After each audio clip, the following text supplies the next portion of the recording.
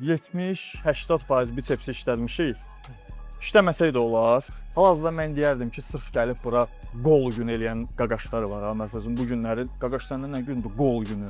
4 hərəkət biceps, 4 hərəkət triceps eləyən qaqaşlardan deyərdim ki, daha yaxşı biz qola işləmişik. 100%. Qol hərəkəti eləməyə.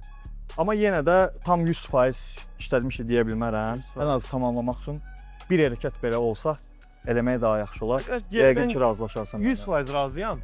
Mənim hətta ən yaxşı inkişaf edən nəzərim nədir? Mən çox vaxt kürək məşqləri işləmirəm ümumiyyətlə. Çünki Neçə hərəkət edirsən bura bicepsə?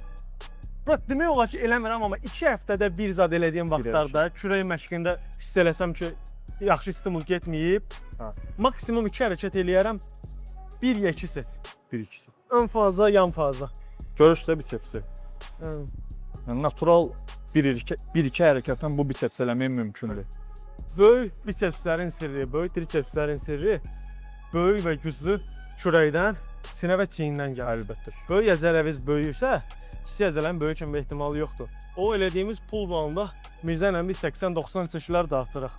10 kilo insan bunu eləyərək o həcmi əldə edə bilməz. 100%.